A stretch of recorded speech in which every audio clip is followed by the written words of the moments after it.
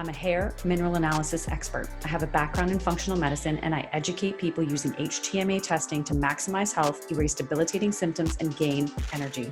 I'm a multi-time kettlebell sport world champion, and I'm constantly searching for high-performance pros from all over the world to bring you this human optimization podcast. My name is Lisa Pitel-Killah.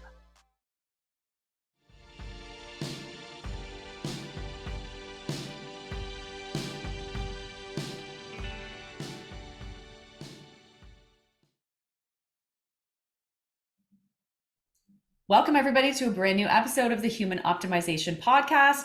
I am Lisa Pitel-Killah, and I'm so excited to have David Greenwalt with us today. David is a certified wellness coach, a fitness expert, and an author, not to mention a husband, father, former police officer, gym owner, competitive state level bodybuilder, and powerlifter in 1997 at age 32. And a body weight of 235 pounds, David discovered an evidence-based approach for getting off his own excess 50 pounds and keeping it off for 25 years and counting. I almost lost my breath there with all of your titles and what's happening here, right? So since 1999, through his company, Leanness Lifestyle University, David has been helping student members from every walk of life get to the truth and the strategies to lose excess fat one more time and for the last time. Welcome, David. Thanks so much for having me, Lisa. It's a real pleasure to be here. Absolutely. And I'm so excited to talk about a little bit about, obviously, the Leanness Lifestyle University. That's amazing, right? You've been featured in Muscle and Fitness, the Huffington Post, and you have some amazing information to share. So the first thing I want you to do is, for people watching on YouTube and for those listening on their podcast, tell us where this all started, because you have a really interesting story, and I know people are going to want to hear that.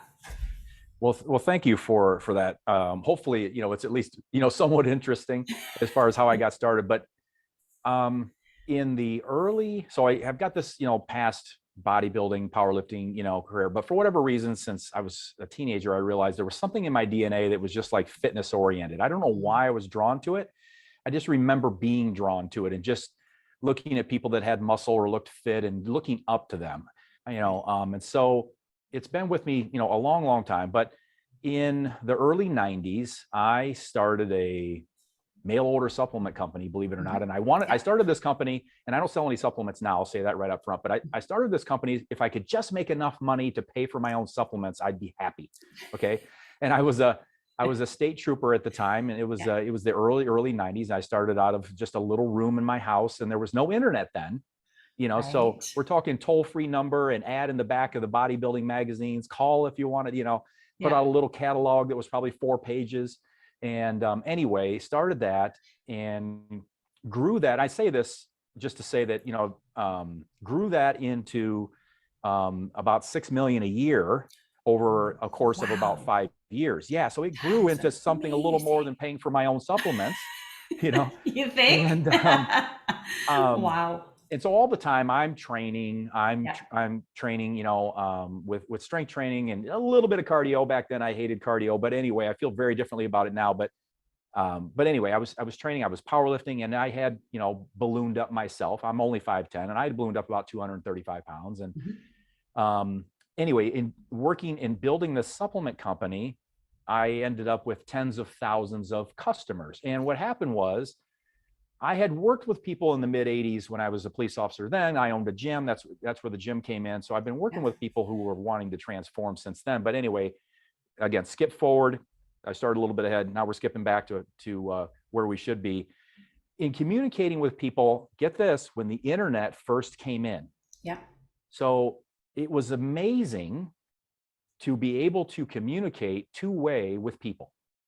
Where other than the phone, where you could pick up the phone and call someone or whatever. And I was getting emails that where people would just say, hey, Dave, if you could, again, having lots of customers through the supplement company, and we were a sports supplement company, and we repped thousands and thousands of products from all different brands. And at the time we even had our own brand and all that stuff. But anyway, that was our clientele. And they'd say, hey, Dave, real quick, no big deal. Just if you could real quick, just in an email, just give me the answer to how I lose and keep off forever 30 pounds, and if you could just, listen, I know it's no big deal, but if you, and again, I jokingly, tongue in cheek, or like, it was always like, if you could just real quick, and, Yeah. and after trying Yeah. to give the simplified answer, 5 sentences, 10 sentences, whatever, I always call it the back of the napkin or the fortune cookie or the bumper sticker reply. Yeah. I just realized that I was just doing people such a disservice in doing that. And that might've been around 1997, 1998. And I said, you know what? I can't do this. I want to help people for real. And it's not going to fit in a 2-paragraph email reply. And I can't just keep, anyway. So I wrote my book called The Leanness Lifestyle. It ended up being almost 500 pages.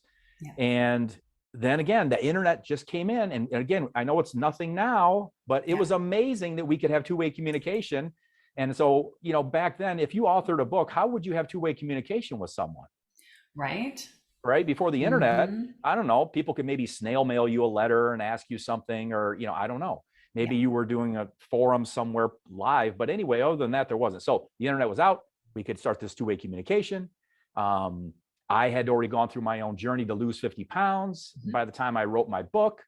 And so I was telling that message in there, or bringing the principles that I had learned myself in working with others previously, and myself, I brought that into the book as well. Anyway, brought the book out and started an online coaching program in 1999 tied in with the book and tied in with everything else, so that I could really actually help people. And that was just, the supplement company was doing great. So I didn't start this company because the other one wasn't. I started it when it was at its peak, because I just had it so much in my heart that I wanted to help people. So that's my journey about how I started this. And it just kind of at least gives the basis that we've been doing this. I've been online with Leanness Lifestyle since 1999.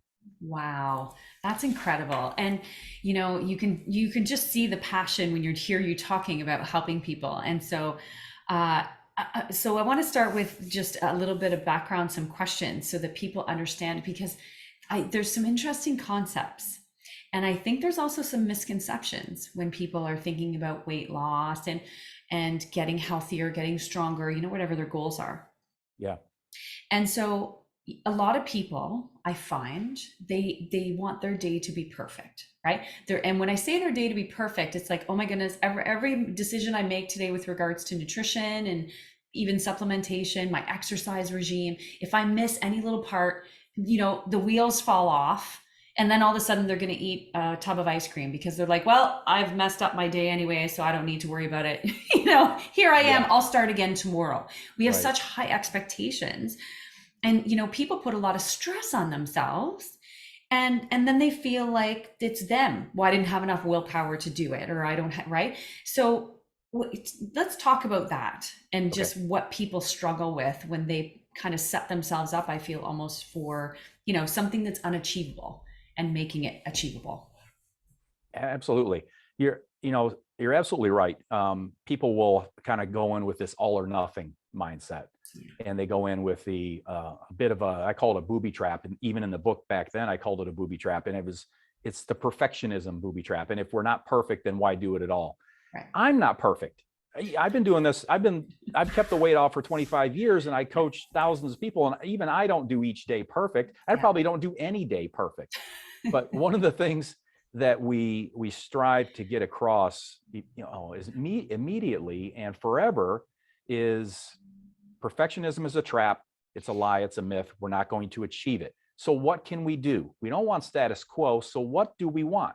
Do we want just kind of, the status quo behaviors that have gotten us where we are? No. And perfectionism is a trap. So where do we want to go? We want to go to exceptional. Exceptional to me is the pinnacle. We want to be a level up. We want to be better than we have been, not necessarily better than others have been. I don't have to compare ourselves to others, but just better than we have been, and progressing forward, progressing to get better, without a mindset of perfectionism. Because when you get that perfectionism, it really sets us up in so many ways. When you had just said, what you said when people say, well, I blew it. In my head, there's an actual an actual phrase that a couple of researchers came up with, and they call it the "what the hell" effect. Oh, that's Yeah, and yeah, interesting. right. And the "what the hell" effect is exactly the way you said it, and Yep. exactly the way people. Throw my Yep. hands up. What the Yep. hell? I've Yep. already blown it today, or I've already eaten a thing, or I already missed the workout, or I already did that. What the hell? I may as well.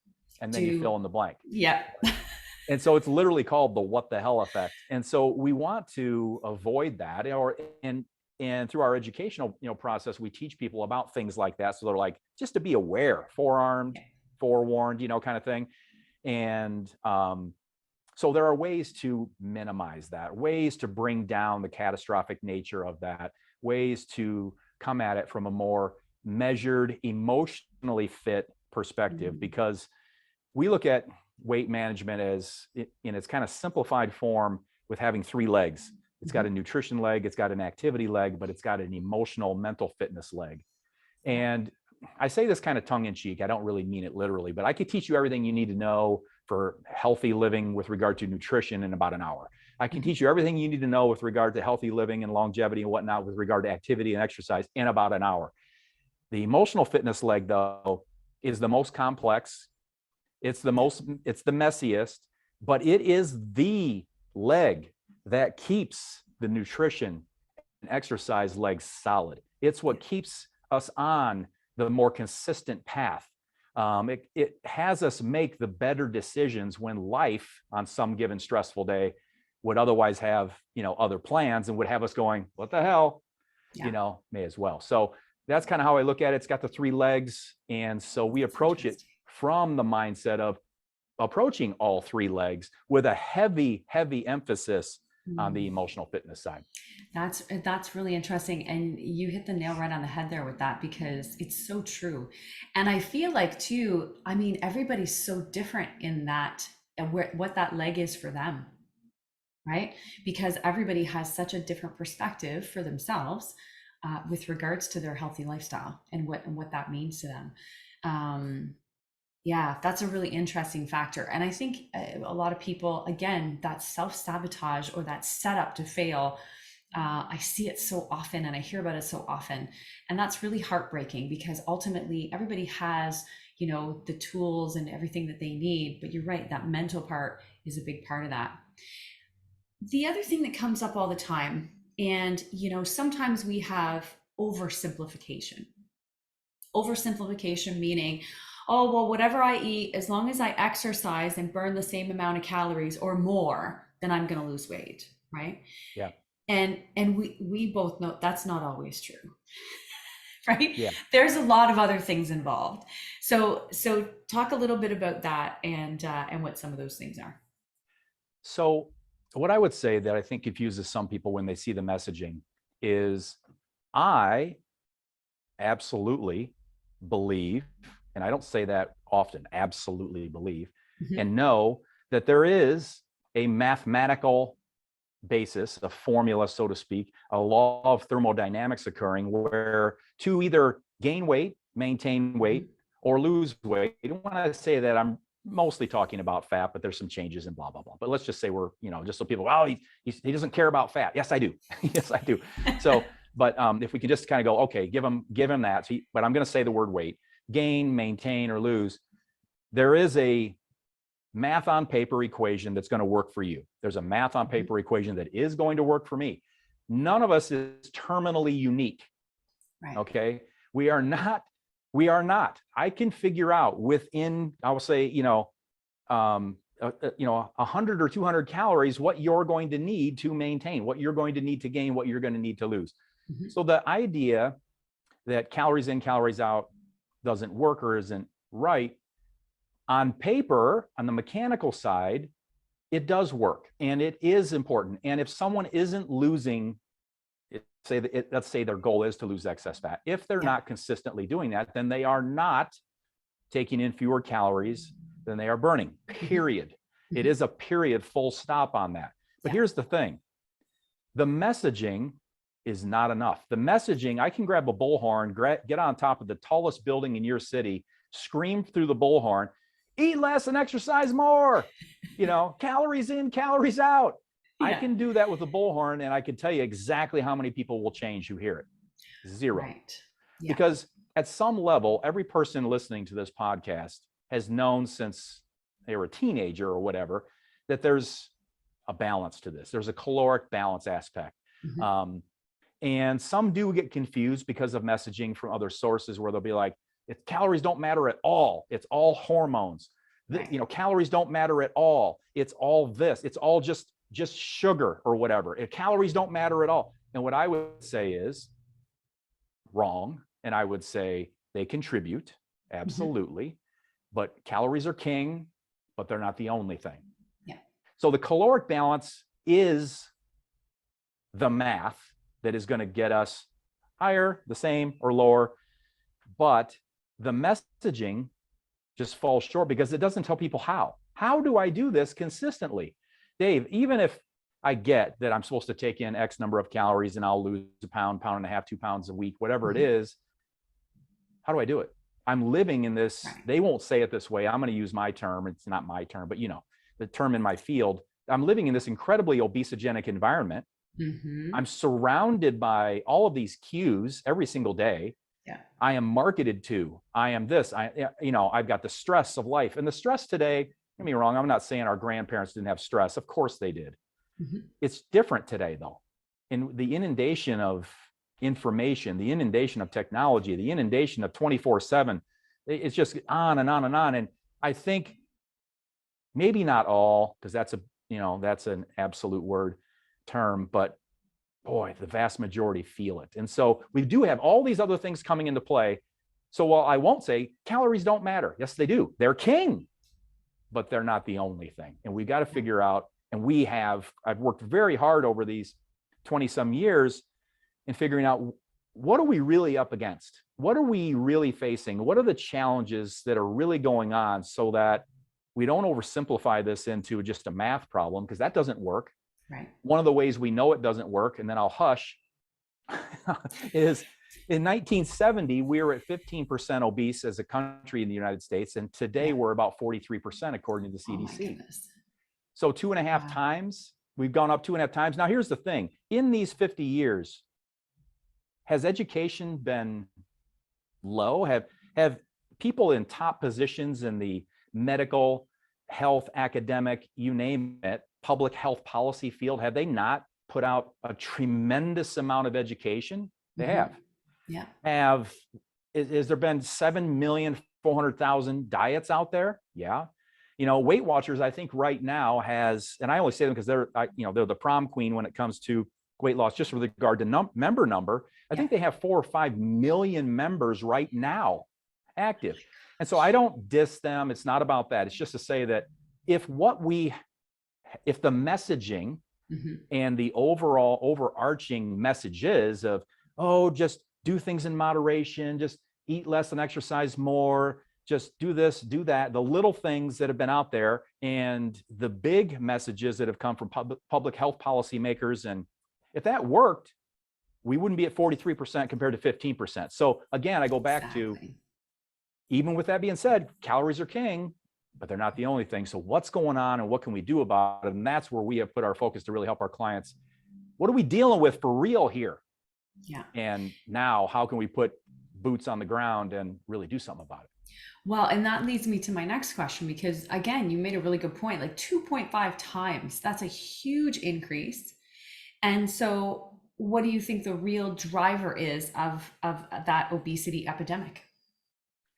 So it's an obesogenic environment, which by that we can say, kind of in a simplified way, it's all things that promote the drivers of obesity, which is an overconsumption, a misconsumption, meaning the wrong kinds of foods, and then an underactivity to a degree. But what I'm going to say is, so the obesogenic environment driving this massive increase we've seen in 50 years of ultra processed foods. And so, why does that matter? Well, the ultra processed food consumption has displaced real food. Right. And so I think it might be good, let me know if you want me to go down this path. I think it might be good to at least for people to go, what does he mean by ultra processed versus real food? 100%. He just said real food. Okay. Yeah, let's talk about that, because that's important. I think of the easiest way, I was asked recently, someone said, hey, Dave, tell me with regard to a packaged product, when I flip it around and I look at the ingredients, tell me some things that would be in there that would make it ultra processed.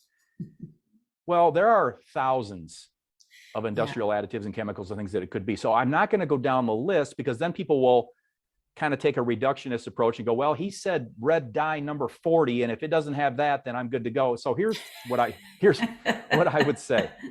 Let's come at it the opposite. Let's come at it and just kind of define, at least the way I define, based on food classification systems, what real food is. And real food is, in its simplest form, this is oversimplified, but in its simplest form, is the natural, unprocessed, edible parts of plants and animals that, after they've been removed from nature, nothing else has been done to it, except that there can be an addition to that real food of things commonly found in kitchens.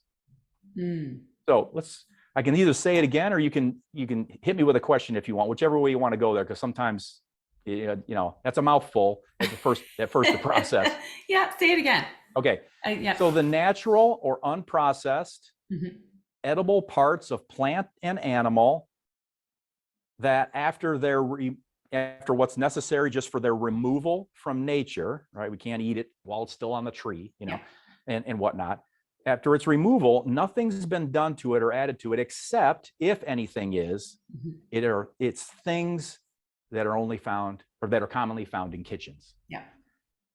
So if we have, does that mean we can never have a packaged product? No. What if there's a marinara and its ingredients, bear with me, tomatoes, what else might be in it, Lisa? Oh, a little bit of sea salt, maybe some black pepper, some onions, some awesome bell peppers, maybe mushrooms, right? There could be lots of, and that's all natural, right? That's all good, all real food. It's like you would make in your kitchen, right? Those elements, remember, they're natural, unprocessed, edible parts of plants and animals. That's in there. And then if you just add in, like you said, salt, garlic, basil, blah, blah, blah, are those things that you could say commonly found in kitchens? Yeah. Or commonly found in, whatever, just either great grandma's kitchen or a commercial kitchen, but things commonly found in kitchens. Yeah. And anything other than that is going to make it at least processed and probably ultra processed. Yeah. And so the proliferation of ultra processed through our obesogenic environment, displacing real food. Again, let's go back to great grandma. Go back to your great grandparents. If you happen to have somebody alive, ask them how often they went out. Ask them how often they didn't eat something made from home. Ask them how often it involved Lucky Charms or whatever, And I say that because it used to be in when I was obese, in those days, sugar cereals was the thing. I would sit down by myself at 10 p.m. with a popcorn-sized bowl, and eat a half a box or a box between 10 and 10:30 p.m. So I say that because it just pops into my head. But did they have those things readily available and common back then? No. And what's happened to our obesity between 1970 and 2022? It's 2.5 times. So it's not just a correlation causation thing. I now believe the evidence is strong enough in published peer-reviewed journal, that type of evidence, where the researchers continue to mount evidence pointing a finger directly at ultra-processed food. And the reason that I say that too is this large class, instead of saying, as you'll hear some people do, sugar, salt, fat, or just sugar. It's the sugar. Right. Well, it's not just the sugar, that's reductionist. And so the sugar is going to be a part of something ultra processed. It just is. The salt and the fat, that's going to be a part of something ultra processed. But here's the thing, beyond sugar, salt, and fat, the industrial additives and things used to make it, that in and of itself, researchers are saying and coming out with more and more, has its own negative impact on metabolic function, disease, autoimmune function, inflammatory issues, gut health, mental health, addiction is huge. It's one of the things where if people aren't aware, it's critical to know. It's, it falls into kind of its own division within the obesogenic aspect of ultra processed foods. It's a subject of its own that it helps explain why really smart, good, decent, strong, reasonable, rational people do really seemingly foolish things consistently. At first, when I started the program and I got my first MDs coming to me, Yep. and I got my first airline pilots, and I always say, you think of people who are just smart, academically smart, and you go, man, these people are so smart. Why are they doing such goofy things, when it comes to their lifestyle, when it comes to weight management? Because they're people, and people are people. And if there is an addictive component, then that can have rational thought and behavior be tossed out until we are treating it accordingly. And it doesn't mean, I am not saying that every person that comes to me and every person listening to this, if you've got any weight at all, it's an issue, you're a food addict, and we need to have you, go into a facility, and we need to, no. But there's a percentage, and I don't mean you have to go into a facility. I just mean that need to think of this differently than what they have, and think of also the phrase that's, predates biblical writings, moderation in all things. Well, I say moderation in all things, including moderation. So sometimes moderation isn't going to work. And again, it's for some people. You had said early on, each of us comes to this with a different suite of emotional fitness, a different set of tools, a different kind of level of emotional fitness, and just differences there. And that very much is the case here. The program or the model really kind of has to be individualized to an extent. We need a framework. If we don't have a framework, we're kind of like, oh my gosh, it can't be that. But within that framework, then we have to kind of individualize based on, where is this person with regard to addiction? Where is this person with regard to triggered eating? Where is this person with regard to, the nutrition element, the activity element, the emotional fitness element? Some people come, very, I'll say, emotionally mature, with a high emotional IQ or whatever you want to say. And some don't. I mean, most of us aren't taught emotional fitness when we're growing up. We're taught maybe some basics, treat other people as you want to be treated or something like that. But we aren't given everything. So there's a lot to it, but that was a mouthful for calories in, calories out, right? That was perfect. Or you know what, Lisa, the heck with it, just calories in, calories out. And we're over. No. And we're over, yeah. No. Yeah. So one of the things that, with the internet and with the amount of information that people have, and I have this conversation all the time with practitioners, and it can be confusing at the best of times, even for us in the health industry, right? Health and fitness industry. Right. And it's even more confusing for people who aren't, and the people who are searching for a solution. Right. And you mentioned earlier about, there being over 7 million different diets. Right. Right. So, I feel like people are so just looking for something so hard that's why they end up in one of those. And then of course, and maybe it works for them, right? I don't want to discount that being a possibility, but if it doesn't, then where are they at? Right? All of a sudden they're back to square one. And so, one of the way that you work is being able to accomplish those goals, but then having them be able to be maintained. And so tell me just a couple of kind of, how do you do that? And not giving away any secrets or anything, sure. Right? No, I'm with you. Right? Just because I feel like that is a huge part of all of that. Because again, when people are really searching for something and they know that they need to do something, right? If they have weight to lose or what have you, they know.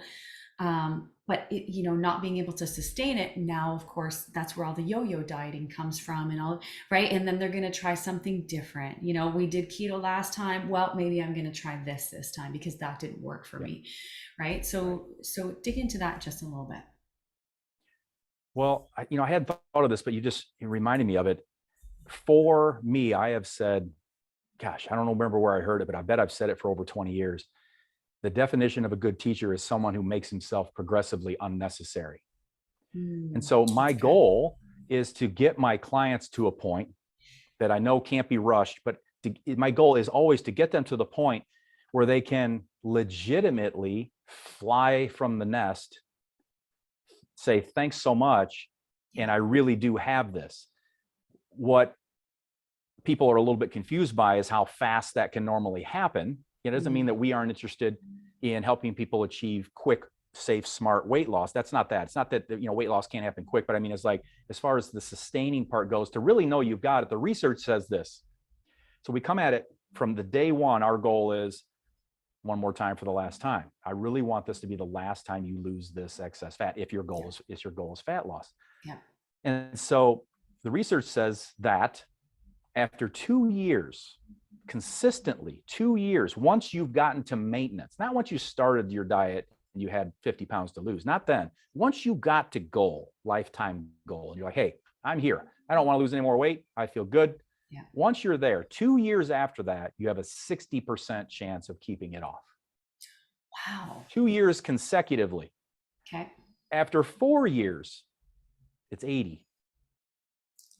And you would think, you would hope, we all hope that it's 100% after 6 months or whatever. Yeah. But it's 60% at 2 years, 80% at 4 years, or 60% at 2 years, 80% at 4 years. And I always say, you're 100% guaranteed of never gaining it back once you've taken your last breath. Now, the percentage does go up and up and up and up, of course. And I think, for, so many people, once you've gotten to 4 years, you're 80%, you're in a really good space there. Yeah. And so you're very likely to keep it off. So we come at it from that approach, and we come at it from, okay, we're going to get it off, but we're going to look at, again, the nutritional components, the exercise components, but all along the way, we're going to look at those emotional fitness components, the things that make us better life managers, because it's the life management, the handling the day-to-day stress, the strife, the ups and the downs and everything else, because we don't just eat off plan out of sadness or stress. We also do it in its celebratory purposes and when we're extra happy and all these kinds of things. And it's not that we can never do that, but how do we do it? And, once you start, can you ever have anything that quote unquote tastes good ever again? And the answer is yes. And you go, okay, well, how do we do that? Yeah. And so we bring in all of those components so that from the get-go, when someone has a lot of fears about what's going to happen, and someone, a gentleman started just a few days ago, and he's about 420 pounds. Okay. Not uncommon to me, not foreign to me at all. I just mentioned it because he just came and just started. A lot of fear about, am I going to be able to, I've lost weight in the past. I've done this, I've done that. Am I going to be able to keep it off? I'm a very big fear of having to keep it off, because that can be a showstopper for people. And I understand that if their fear is, man, I don't want to do this again and regain it. And if I'm going to regain it, I don't even know that I want to start. And I really mean that when that's a very common. They go, I don't know. I mean, I do want to start, but not really. If what happened to me the last 10, 12, whatever times it's been, 100 times, happens to me again. So I'm always coming at it from, this is a different book with a different ending. It's just kind of a way to say it. And because we come at it so differently, and we take the real comprehensive approach, the whole body, whole person, emotional fitness approach, again, at least strongly considering some elements of addiction as a part of the process, we really just stack the odds in their favor that they'll be able to, to do it. We keep every single week, I go live with my members, and every single week I share in basically a slide. I share a slide, a report that shows our members that have gotten to goal and have maintained it, and how much they've kept off. So it's like, all right, these are current members. They're with us right now, and they've kept off anywhere between 10 pounds and 160 pounds or whatever. And they've kept it off for 3 years, 4 years, 2 years, 1 year, 10 days, whatever it is, because maybe they just got there 10 days ago. But that is a really important thing that we share, that I'm going to say I'm proud of, because I just think so many places are like, they don't have the what's next. What happens if somebody does get to goal, what do we do then? How do we really approach it? What do we have to help them sustain the behaviors and the strategies and everything they use to get there? And how do we keep helping people grow? Yeah. So we focus heavily on that all throughout. And interesting fact, and I just want to touch on it. You talked about fears. And do you find that, so you talked about fear with a reflection on them not being able to maintain what they achieve. But what about, do you ever come across those that fear what the actual program entails because they really don't want to change their lifestyle? Oh gosh. I mean, right? Just about everyone, I mean, Yeah. It's got to be close to 100%. Yeah. And I really do get that. So what I always say is we meet people where they are. So again, I'll just use the gentleman I just mentioned, 400 some pounds. We're going to look at his nutrition. Got it. Here's what I'm not going to do. We're not going to say, because I haven't competed in bodybuilding in 15 years, but let's just go back to my bodybuilding days. Okay, sir, you're going to need to do what Dave ate 3 weeks before his show. Our idea is to treat you like you want to get to 5% body fat. Yes. No. He's gone. I'm out, but, Yeah. But here's the thing, but how do we do it? And I say that because we have the answer. How do we do it? How do we help him start where he is, progress, and do it in an evidence-based way that we can feel good, strong, proud about? He can take the program to his physician, his dietitian, and whoever, and say, here's what I'm doing. And they go, wow, great, keep going, please do that. And he goes, okay. So everybody gets to feel good about it. Maybe that's a weird thing to say, get to feel good about it, because it isn't something you're embarrassed by. It's not like, let's compare it to, like, I don't know, I'm doing the grapefruit diet or whatever. You go, you're not going to want to tell 100 friends, or whatever, and you show your doc, you're doing the grapefruit. I mean, people go, okay, all right, it's not going to work, but okay. Anyway, so we've got an evidence-based model on nutrition. We're going to do the same thing on activity. We are from the get-go going to try to get every single one of our students doing some kind of strength training in addition to basic cardio, whatever it may be. Okay. Again, whatever the person can do. Some people can't walk more than 10 steps before having to sit down. Some people can't walk much at all. It just depends. And we get athletes who are already dialed in. I always say you're 85 or 90% there. And they come to us and they're like, I've been trying to get rid of these 15 pounds. It's just 15 pounds, not 250 pounds. It's 50. I've been trying to get rid of these 15 pounds for a year and a half or 2 years or 5 years. And I'll lose 5 pounds, but then it pops back on and I never get to that 10, 15 pounds off. And we look at what they're doing and you go, man, their exercise is solid, or whatever, let's just say. You go, man, when it comes to exercise, you got that dialed in.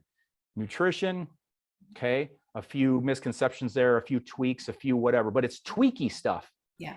And then we still are going to go heavy on why aren't you implementing those two? And that's going to be that emotional fitness leg, coupled also probably with some component of us addressing triggered eating. Yeah, makes sense. You're eating off plan. You're eating off plan too consistently. Why? You're smart. You're capable. You have tons of willpower. You've shown in every other area of your life. You've got all these things going on in your life. You are a good, smart, strong, capable person. You are not defective. So, and you want to be 10, 15 pounds lighter for this reason, that reason. So we're going to help people in those other areas I mentioned. We're also going to help them clarify and strengthen their why. Because it's one thing to have a goal. I want to lose 15 pounds, but we want to know why. Because if the why is strong enough, we'll find a way. And if it's not, we find an excuse. And that's universal for all of us. People have willpower, but they may be short on why power because they haven't put the thought into it and they don't know how to put the thought into it. In their head, they just go, I just like to look and feel a little bit better and get these 15 off, or I just like to whatever and get these 100 off, or get the 50 off, whatever it may be. They haven't drilled down 9 layers deep to make it so that it's so strong it will help them make the better decision when life and addiction or whatever has their brain going, eat it, take the first bite. do this. You can make up for it tomorrow. You deserve, right? Yeah, that's a big one. And I love that, because I always say, you do deserve good. You deserve the life and the body and the health that you want. You deserve that. You don't deserve what is about to happen when you do the, off-plan thing and you feel guilty and you sabotage your goal or whatever's going on there. So you can tell that plus 100 other things. But here's the thing. It's not 100 other things, Lisa, where I would say to you, Lisa, here's 100 things and make sure you assimilate them all, go.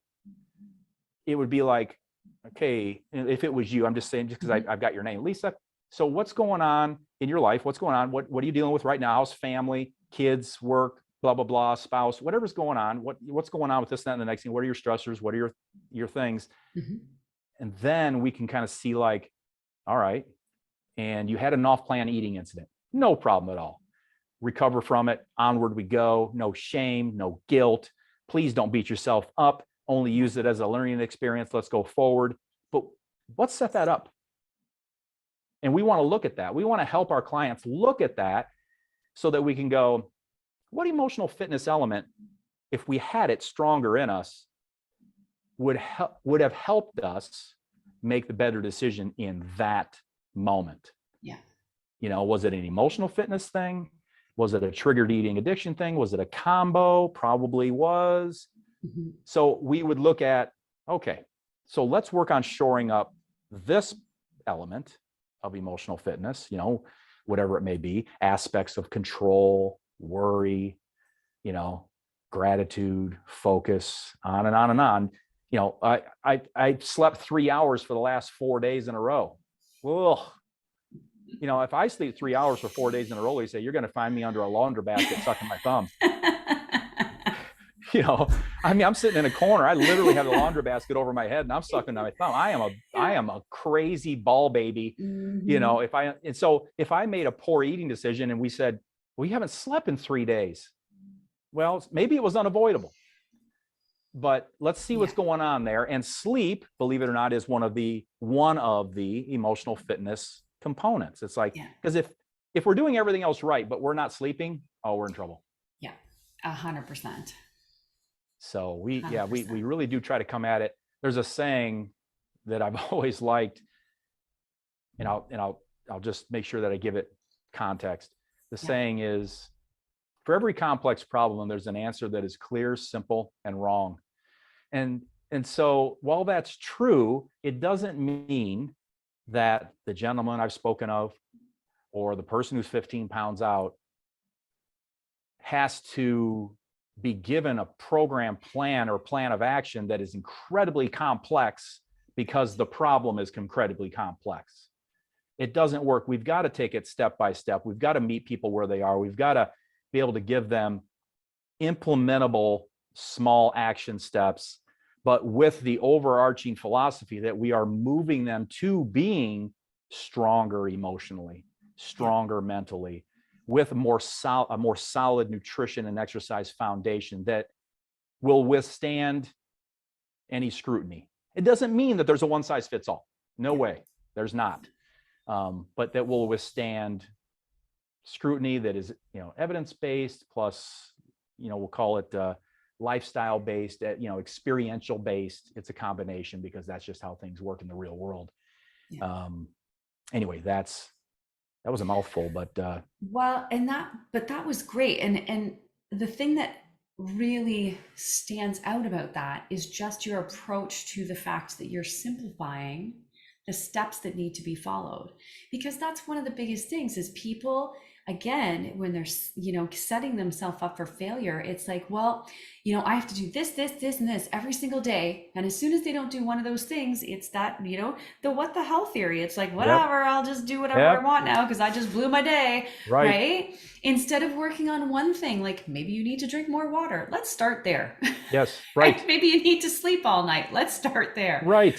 Right. The simple things. And again, that's literally what sets people up for success. Yes. So amazing work that you and your team are doing, David. And so I want people to know, so I'm assuming that, well, I don't want to assume, virtually, you can work with people anywhere in the world, Yeah. Yeah, right? absolutely. Yeah. So how did We've they been find doing you? so. Okay. Thank you. Yes. Yeah. So we've been doing exactly that. It's always a true pleasure if I get to meet one of my clients in person, but over the years, there's been so many over so many years, it's probably been, just 1% or so. So yeah, Yeah. the virtual coaching I was just an early adopter of the internet. I was so amazed and excited when there was this thing that gave us two-way communication, like I said before. So people can find Yeah. us and really any of the links to our social, because we're everywhere: TikTok, Instagram, Facebook, we're Yeah. everywhere. But the links to everything, just go to lluniversity.com. And that's Perfect. shortened up because I think had I known I was going to stick with this name, I might have chosen something else, because Leanness Lifestyle with the 2 N's and 2 S's and everything is a big mouthful. So for the website, I just went lluniversity.com. Perfect. But that's got all the links and everything on it. And I can do for anybody, that's the place to go. Perfect. That's great. And we'll have all the links in the description so that you can find David and his team. And again, all the social media links too. Well, wow. Thank you for that, Dave. That was amazing information. And I know that our listeners are hopefully, I believe a lot of them are going to have that aha moment and go, and even figuring out their own self-sabotage to a certain extent, thinking about that too, because awareness is key. And so thank you so much for joining us and sharing your knowledge. For those of you watching on YouTube, thanks for tuning in. Give this episode a thumbs up. Make sure you subscribe to my channel. There's a brand new podcast every 2 weeks. And for those listening on your favorite podcast host, make sure you follow us and give this episode a like. We will see you all next time. Thanks for listening to today's show. Head over to Pitel-Killah.com to gain access to some amazing free resources that will help you gain energy, erase debilitating symptoms, and be the best version of you. Remember to give this podcast a like and follow me on social media at Lisa Pitel-Killah. I'm here every 2 weeks with a brand new episode of the Human Optimization Podcast. Until next time.